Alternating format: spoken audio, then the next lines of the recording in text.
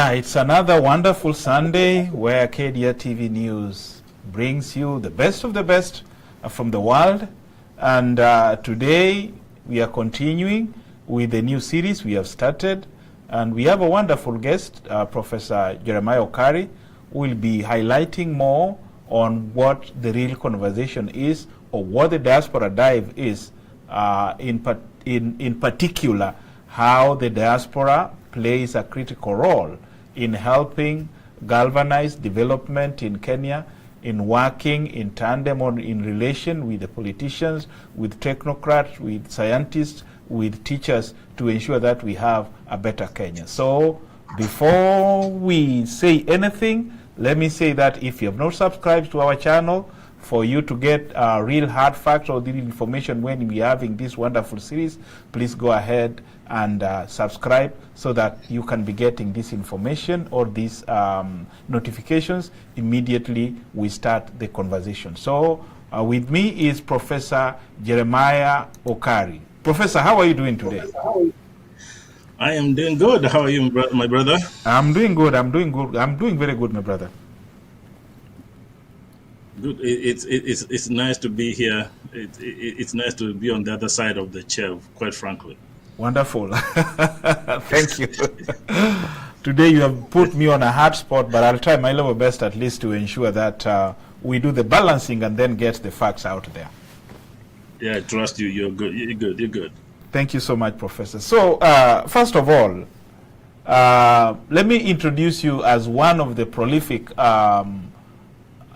contributor, a political analyst, an educationist, professor in very many aspects. We respect you for that. And the other thing is that you'll be running your series on KDRTV News. We have other panelists or other co-hosts. Today they are not available, but maybe from next Sunday we'll be bringing them on board. And Professor, you'll be leading the, let me not say the onslaught, but you'll be leading the discussion or the deliberation. So, Professor, tell me a little bit about on the real conversation on Diaspora Dive. So again, thank you, Ben, for having me on the show. And like I said before, it's nice to be on this side of the chair. I've always been on the anger desk, but it's nice, but good to do that. So again, for the viewers who are joining us, it's good to have you. Thank you for being part of our team and a continued conversation. As you can see, Ben and I, of course, on behalf of the team here at KDRTV, we are beginning a series, and that series is about the Kenya we deserve. And this conversation will involve all people who care about our home country. That will be those in Kenya and those in the diaspora. In other words, we are saying we're going to have a series which is really very objective, as objective as we possibly can. So we're going to invite guests, those ones in Kenya, both in government and those ones in the opposition. We'll also be inviting people in the diaspora. Again, those ones who have persuasions for government or opposition, whatever ideas that you have that really will be geared towards developing our country, we will be doing that.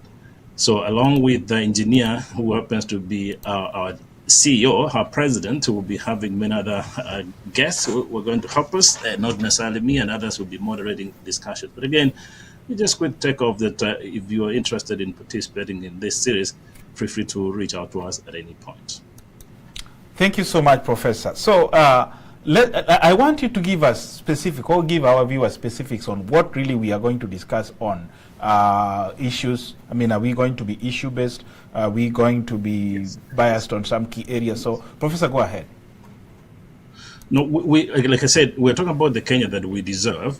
And of course, everybody has the right to talk about the home country, but we're looking at the totality of the nation. So when we talk about the Kenyan we deserve, we're looking at Kenya from 1963, when we became independent, and we're looking 62 years later where we are. So in our discussions, we'll be focusing on different aspects of our country. So for example, we'll be focusing on the educational front. I mean, diving into the education system, what is working and what's not working. We'll also be looking at other sectors, including the healthcare industry in Kenya.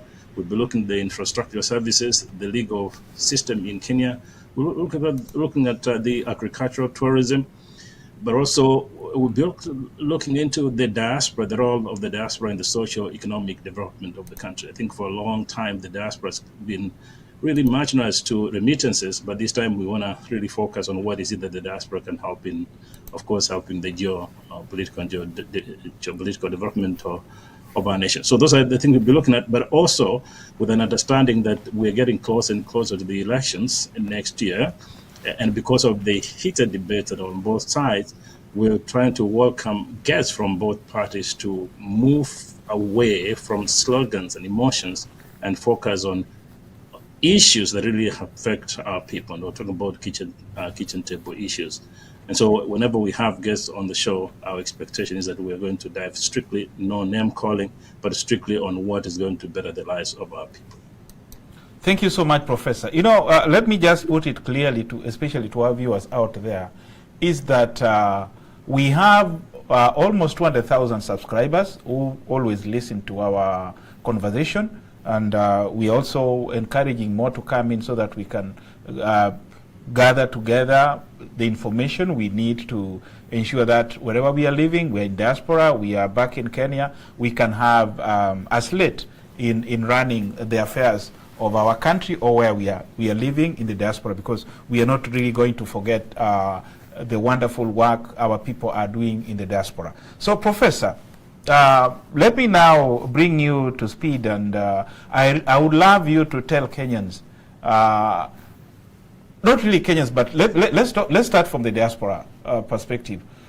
We have so many politicians coming to diaspora. Some of them, they come to get donations, or let's call them mchango, as we call them back in Kenya. How do you think by them coming to diaspora, the engagement something which is really going to help tilt the election which is forthcoming, especially the one which is going to be held in 2027 or next year? So, yeah, again, of course, let's begin by saying the fact that the leaders, whether in the opposition or government, are making trips to the diaspora, that's in other words going to meet Kenyans in the diaspora, meaning here in the US or Europe or elsewhere around the world, that underscores the importance of the diasporans in the socio-economic, legal, and geopolitical development of the country. So that's important to say. And also, in doing so, it's also important to question who are the leaders. If you're talking about leaders from the business sector, probably is advancing the economic argument. But if you're having leaders who are politicians, whether for or anti-government, obviously, politics is emotive, and the agenda almost always is to advance their own interest, personal interest, as well as their platforms. So I think with that, it's important to understand that both parties, those ones coming and those of us here in the diaspora, have a clear interest in our country, great love and patriotism. But the key question then is, how does the engagement end up helping the common person in Kenya? If the politicians are coming here with the intent of helping the Kenyans, then that's fine. But if the intent is to advance their selfish agenda, then that's problematic. It also gets to a point where we're talking about the handlers, those also inviting them here. The question is, on what basis are they being invited? And if you're going to ask people to contribute to causes that are genuine, then that's fine. I think the diasporans have the right to contribute as they so choose. But if the agenda is not clear, I think it's important for those of us in the diaspora to say, no, we're not going to make those contributions unless we have a clear understanding of what the mission is. And not just clear, not just talk, but it must be supported by reasonable, actionable steps that are going to change the lives of people. And I think at this point, we've had more than enough. It's time collectively as a diaspora, we step forward and say, no, it must mean something towards the country, not just picking a few cents in there. Thank you so much, Professor. So let's listen to what Honorable Kalonzo Musyoka is saying in Baltimore, or said yesterday at Baltimore. So let's listen. One term. Na tuna sababu half term. Wanataka half term. Yes. Asanteni. Well, we are truly honored to be able to be so warmly received by you in this very interesting weather. I I pride myself as one who has traveled to many parts of the world, particularly when I was the Minister for Foreign Affairs of our beloved country twice. The only place I didn't get to is the Arctic place where President Donald Trump calls it as a piece of ice. We have seen a lot of that. I never got used to jumping out of the car and running to the nearest room. It happened today here, and we're truly, truly honored. I wish we had more time so we can hear and get to know each one of you, but I'm sure we will, to the best of our knowledge, be able to interact, because this is supposed to be an interactive session. We have come all the way to listen to you. Yes. Okay, Professor, you can listen to what Mheshimiwa Kalonzo Musyoka is saying there, and he's thanking the Kenyan diaspora for welcoming him, for showing him respect, for going to a meeting. It was really very cold yesterday in Baltimore, but a good number of Kenyans tried their level best at least to go and listen to Dr. Kalonzo Musyoka. Did you have did you have any chance of listening to Mheshimiwa or His Excellency Kalonzo Musyoka? Yes, I did. I actually did. But again, not just listening, but before I make that comment, I also must say that I was well aware of the trip, and at the same time, I want to extend great appreciation to the team that made it possible. Our good friend, Dr. David Mutua in Ohio, great work. And also the receiving team in the DMV area led by Professor Charles Choti, that's great work. And of course, the organizing secretary down in Dallas, Tobias Irungu. And also we have to thank the lead person with the Kalonzo team, Paloma Gatabaki. I think they were able to work hard and make sure that at least the Kenyans in the East Coast were able to engage in a conversation around the country. So then, getting into this, I did listen to the entirety of the speech. You just picked that part of the conversation. I think depending on where you're looking at it from, strategists will say with that statement, Kalonzo is saying, hey, look, we're headed to the elections, but look at me. Hey, I'm a very well-traveled person. I've been to many parts of the world. And as we know it, of course, he came for the National Prayer Breakfast. Just so you know that it was back in 1987, and as an assistant minister, Kalonzo Musyoka was the first person from Kenya to attend the National Breakfast. And so coming back here is pretty much to show, hey, I'm the person who understands what this means in terms of political and geo-economic importance to a nation. Also with an understanding that he was a minister for quite some time, was a minister in education and in other ministries, including Minister for Foreign Affairs for quite a long time. With that, actually, he has a point, because he did travel to so many countries around the world as Minister for Foreign Affairs. You also recall that Kalonzo Musyoka was vice president under Mwai Kibaki, and at that time, with all due respect, I think the country did achieve great, particularly on the economic front. So I think with that statement is a simpler way of telling the diasporans, hey, whatever you might be, whether you're here in the US, whether in Europe, Australia, whatever, understand that I've been to those parts of the world. I understand your pain and I understand where you want to be. And recall that he also he went to the Cyprus, actually, got some education. I think if I'm correct, he got his juris degree from the Cyprus. So it's a simplest way of saying, hey, I'm one of you. As we get towards the campaign time, look at me. I know politics is local, but again, you guys have a voice in the country. Don't forget. Of course, the joke, some others could argue, does the joke really put food on the table? Probably not. But again, in a conversation that is casual, they incidentally nothing wrong with him starting with that kind of joke, at least in my view. Thank you so much, Professor. Let me now bring you again to speed on some of the key areas Dr. Kalonzo Musyoka touched, and some of the key pointers he also missed yesterday. One of the attendee asked Dr. Kalonzo, let me not say that he asked Dr. Kalonzo that particular question, but he was giving a comment and saying, you see, most of the time you people come from Kenya. There was a question, there was a comment specifically aimed at one of the luminary Kenyan called Professor Charles Choti. And this guy said, Professor Choti, you did a wonderful work, especially for the current president, but immediately the president came to office, you abandoned. So, and that guy was really tagging Dr. Kalonzo Musyoka and telling him, are you really going to do the same thing or something different? So from your own analysis, Professor Okari, what do you think about the diaspora working for or campaigning for politicians in Kenya, and when they go to the office, things actually don't work well? So many promises, but a few being fulfilled. Go ahead, Professor. Oh, yeah, thank you. Yeah, good question and good point. I did see the question actually, and just to be careful in my response to this one, I do know Professor George is a person, is an incredibly good man.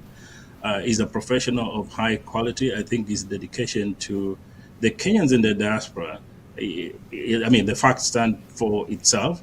I think he's been part of the leading voices for the diaspora for a very, very long time, and especially those ones in the DMV area will understand that, pretty much in all previous administrations, he's pretty much been not just leading, but it's worked really hard to bring people together. And I think even from the current administration, he worked very hard, but unfortunately when it came, as I understand it, of course, careful on what we say on air, is that when it came to consideration for any key position, he was not. And so it's not just for him, but it's a factor that reflects how those politicians in Kenya view the diaspora. And quite frankly, it's an insult to collective intelligence that, the Kenyan system works very hard to raise the very best, and then, obviously go abroad, work very hard, achieve whatever we've achieved in different areas. But when it comes to the time for us to give a small but valuable contribution to our country, the same politicians who travel here almost really don't even care that this part of the population exists. Yes, and I think at this point in history, as we get towards the election, it's a time when collectively, and again, I hope Charles is watching, no disrespect, his experience should be a reflection of almost every person who worked in whatever aspect, whether people are in academia, in nursing, whatever Kenyans do, but in as long as they send their donations in terms of monetary or ideas, we must say, as we gear towards the elections now, this business of having politicians come here and just seek handouts or even get platforms, it should not be the case anymore. We must say, if you're coming here, let's track your record. Where do you stand on issues? What have you done? Did you deliver those? And that given what it is, it's not enough, at least from my view, to come here and castigate the sitting government. Well, there is a sitting government through a democratic process. We may or may not agree on how they're performing, but for a serious candidate, particularly a presidential candidate, must have an alternative plan. And I think that was the question was geared towards. Do we work very hard here, invite these guests, and then, they come here, talk, and once they go back home, they make the situation even more miserable. So I think that's a reflective moment for all of us to say, if this is what we're going to do, this must come to an end. And then for those ones aspiring to be leaders, I think if you're going to tap the diaspora population, then you need to look at the different sectors. Look at the people in the academia, for example. How have they achieved and what is it that they can contribute to the home country? Those ones, the healthcare industry as well. There are lots of people across the country who've done incredibly well in terms of business and investments. How can the home governments or with the government opposition, how can they tap those resources? We also have young people who are doing incredibly well. Or just because the Gen Zs in the streets of Nairobi and across the country are working hard to change the dynamics of the country, it doesn't mean the young Kenyans in the diaspora are not. They're watching from afar and they're ready to contribute, whether in terms of monetary or their expertise. But active involvement, it's imperative. So in other words, in short, let's say, recognizing the importance of the expertise in the diaspora with the Kenyans and friends of Kenya, those ones in government and opposition at this point in our history must recognize the diaspora is just more than remittances. Thank you so much, Professor, for putting that perspective in a very candid and direct. I believe that, in a direct connotation, so that politicians cannot really be taking us for granted. They need to be taking us seriously. I also remember, was it 2 or 3 years ago when President Ruto came into office, he appointed some of the diaspora luminaries or professors to have, let me use Swahili word. I'm not really good in Swahili, but let me use a word of musasa.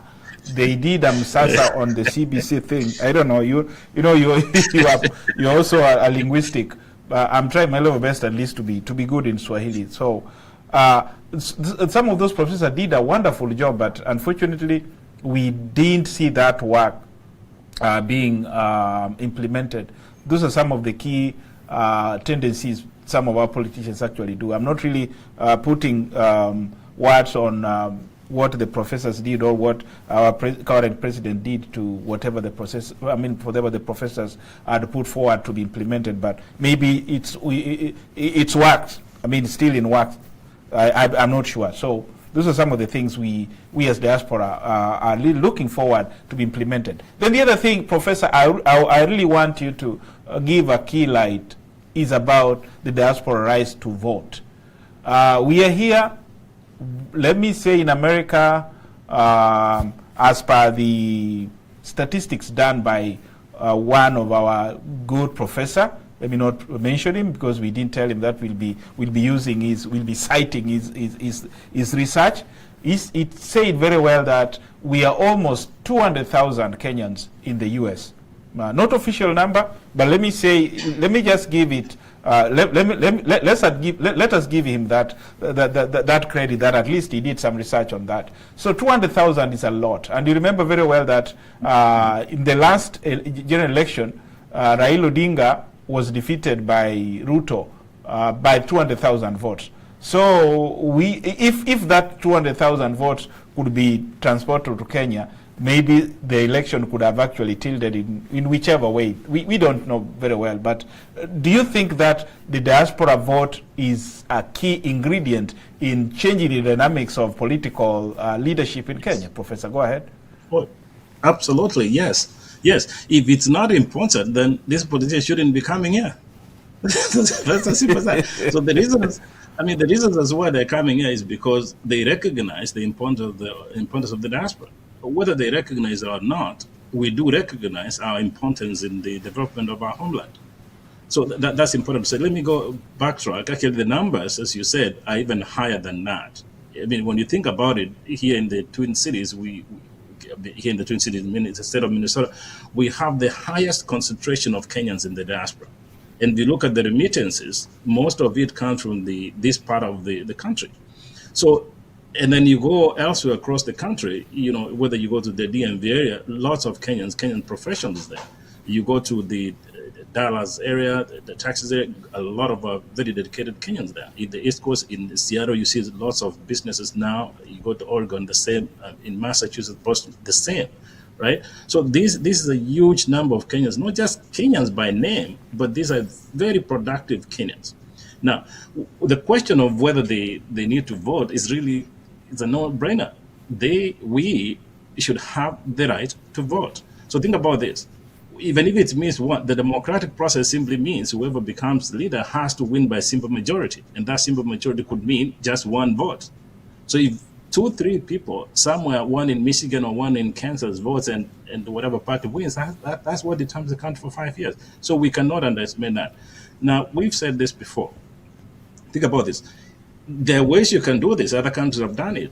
You could do it through electronic process. That's the simplest way. Right? I don't have to move from my home. If I can really use electronic system to get a passport from Washington, D.C., why is it so difficult for me to use my laptop in my house to vote in Kenya? It doesn't really make sense. Now, the other argument you might make, which I think anybody, and I think everybody in the diaspora should talk about this, if we're going to vote physically, then we should be talking about at least having consular services in some of these densely populated areas. So the DMV area, yes, those are smaller states geographically, and therefore they can get to the Kenyan embassy in Washington much easily. And again, with the infrastructure services, much easier. But then when you think about it, if you are in other parts of the country, it says you're in Texas, you're in Dallas. Texas is a very expansive area. Why should somebody then spend, like right now, if you're taking a flight, say from Houston to Washington, it could be around $300. So back and forth, that's about $700. Spend in a hotel, it's about a total of about $1,300. You multiply that into Kenyan, that's about 150,000 Kenyan shillings. Why should somebody waste that money when you could get services closer? If we use the electronic system, you compound the total that we could have spent on flight and expenses. That's the same money we could have with the total remittances to the country. So to your question, the question of really participating in the democratic process in terms of voting, that is the right should be guaranteed. Whether those ones in government or opposition should give that guarantee. And my take is that even these politicians who come here, the first agenda or the tape, whenever they come here, they must be able to address that specific question, that you are going to have the right to participate in the democratic process, that is voting. If they're not addressing that, then there's no need for us contributing to the funding, whatever that is. It shouldn't be the case. Then the next question should be, how do we make sure that Kenyans in the diaspora, particularly in the US, are able to go to particular consular service, get not just the services, but also vote? Now, the diaspora could involve those ones in Europe. For those of us who've been to Europe, it's much easier to move across those countries. I mean, it's very quickly. It's just 2 hours from downtown Paris to London, so that's much easier. But specifically the US, that should be a point to be noted. Now, also understand, in addition to the remittances that we should look at the expertise. That's the key point. I mean, we're talking about the man who is sitting on the desk right now. He's a robotic engineer, right? I mean, think about that. For the viewers, people didn't know that you are such an accomplished engineer. Imagine if a country could tap into you and your associates. How much is it going to benefit from that? Those of us in academia, how much can we contribute? There are those a huge population of people in the healthcare industry. That will be contributed. That will be massively helpful. And then when you think about IT, right? The future of any business organization now is online, and we have a lot of our people who are in IT. Think about how they help to that. There are people investing. So any step towards the elections must be able to address the totality of what a government means and what the future of the nation means. And that also means that 63 years after independence, any serious forward thinking leader must think about how our country is going to compete on the global stage. So just like the video played there, Kalonzo is in Washington. We don't need pictures or on social media. We need to understand what case are you making to make Kenya a competitive member amongst the community of nations.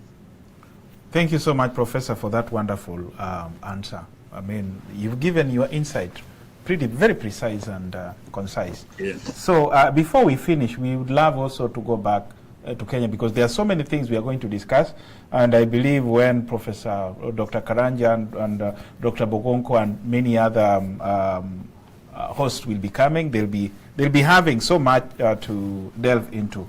But let's now focus a little bit on back in Kenya, and I want to play a small clip here so that we can look at it and then give our views on it.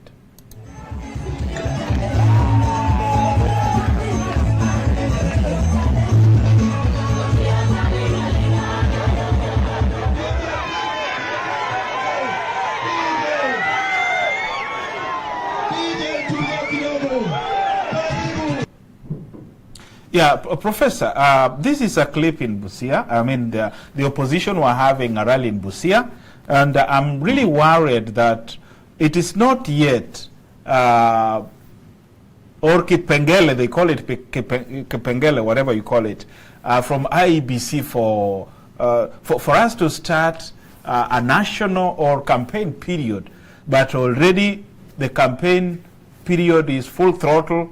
The president, the deputy president, his lieutenants, and the opposition are also out there campaigning. So I'm really getting confused. Why is our country on a campaign mood almost for 5 years still? I mean, from the time a president is sworn in, we basically just start campaigns. What do we need to do, Professor? I think, thank you for playing that. But again, unfortunately, that's the sad reality of our country today. It's as painful as you can tell. it's interesting that the campaign for 2027 started actually before the previous campaign. That's as sad as you can tell, and you're right to say we don't. It's not official that the campaigns have started. I think I don't know. I'm not a lawyer, so I don't know the exact number, but the campaign process begins, I think, 2 or 3 months prior the date of the election. So we're very far out of this. Right? So that's a Saturday out. So let me bring you to attention to what one scholar once wrote. His name is Frantz Fanon, who wrote about revolutionary science.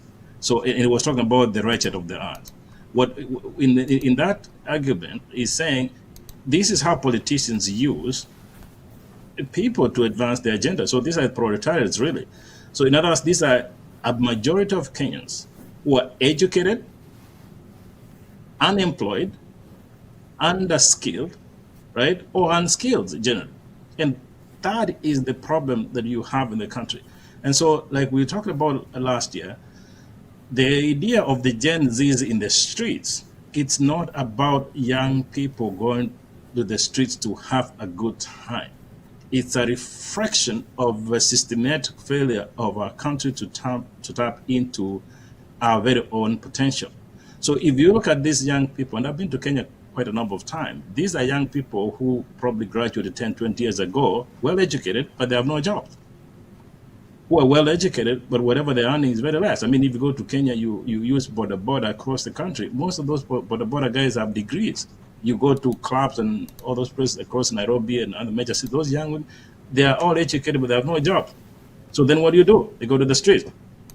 And because the proletariats, these politicians, understand that pain, they're tapping into that anger so that they can achieve their selfish ends, right? And this is the reason why any reasonable Kenyan, whether in Kenya or here in the diaspora, should look at this with a lot of pain and say, no, this kind of crap shouldn't exist in today's society. Now, we'll talk in a minute, and of course, we'll allow the experts to come in and analyze. I mean, look at how the politicians are setting the tone for this, which could end up being very chaotic. You're talking about politicians talking about, hey, we want to find one agreeable person to take on the sitting president. I mean, that, yes, they have the democratic right, but that is as sad as you can say. Think for a minute. We don't even know whether we have a political party in Kenya. There are political vehicles, and we won't be surprised to have somebody else come up and form another political vehicle based on his or her own clan or tribe, because they want to meet their selfish agenda. But again, including when Honorable Kalonzo was speaking in Washington, and he's still in Washington, one thing that he didn't address was, yes, we want to have one person to take on the sitting president, but the question is, if you're going to bring all these so-called parties, how you're going to align their policies? For example, if it's ODM, whatever the other faction of ODM, or it's Wiper Patriotic Front, what is your approach towards education, tourism, infrastructure, governance, law, and all these things? How are you going to harmonize those policies so that whoever takes government, that there's a commonality? Because if we approach it that way, the danger is as soon as anybody becomes president, guess what's going to happen? They're going to fall back into fights because their selfish interests are not met, and then we'll be again on another campaign mood for another 12 years. In the process, what will happen? Like Frantz Fanon said, we'll continue creating a classless society. And a classless society is what you're going to see in the streets. Now, with this pain that you see in the streets, here's the interesting part, engineer. It's highly likely that in 2027, the kind of leaders you're going to see take office are the kind of young people in the streets. Not because, no disrespect to them, not because they have the knowledge of governance, but because of that anger, that frustration. So they might end up voting their very own. And once they get to the office, what are they going to do? They have to eat first. And so that's the sad reality about our times. Thank you so much, Professor. You've nailed it properly. I mean, people are frustrated, and I don't really understand whether with this particular frustration it will be possible even for us to get good leaders to lead our country or govern our country. So that is the quagmire we are in right now. And you see the opposition, the government, or whatever you call them, things are really going to be very difficult even for them to articulate their issues or on how they are going to develop the country. Because if the government all the time, the opposition is banging its doors, you guys are doing nothing, you guys are doing useless, you guys, and then the government also now comes back, oh, we are doing this, they are right now they are talking about, I don't know, Swahili is a little bit difficult for me. They are claiming that they are, how do I call it, empowering the youth. Well, the old, the meek, the poor people are still struggling. So I don't know where really Kenya is heading to. And it's also very difficult for us to ascertain or to realize or to understand how things actually are going to move in the right direction without us sitting down as Kenyans and having the hard, real conversation like we are having today. So I believe that we might not really exhaust everything today, but from next week we'll start biting bit by bit so that Kenyans can really understand and the conversation can continue so that every Kenyan can be on board, every Kenyan can come on the table so that we can discuss. So, Professor, before we finish our interview today, our introduction to our series, do you have anything you would love to tell Kenyans? Go ahead, Professor. So, well, thank you so much for having me, and of course starting our series. That's the first part, and of course I have to say that although I'm a diasporan, I am also a very proud Kenyan in the diaspora, and whatever it takes to contribute, to whether socially, economically, or politically to homeland, so that we're able to compete within the community of nations, that will be do it. And I think as we start this conversation, all we're saying at the moment is to welcome viewers. If you could, you go to our channel on KDRTV, go and subscribe, or you can also find us on Facebook, subscribe, go to YouTube, TikTok. That way you're part of the conversation. And also for all Kenyans, whether those ones in Kenya, we say those ones in the opposition or those ones in government, or even in the diaspora, if you feel like you want to be part of the conversation, please feel free to reach out to us so that we involve you in this conversation. Particularly those ones in the diaspora here in the United States, we'll be very happy to have your views as we begin this series. But for now, I really want to thank you, Ben, for having me, and we look forward to engaging with other Kenyans in making our homeland a better place. And with that, we come to the end of our show, and may God bless you. Let's meet on Sunday as we continue the series. As Professor said, the key light is that we need everyone on the table so that we can really share these cakes together. Yeah, it might not be a physical cake, but there are a lot we are going to share so that our country becomes a better place to live in. Africa becomes a better place to live in.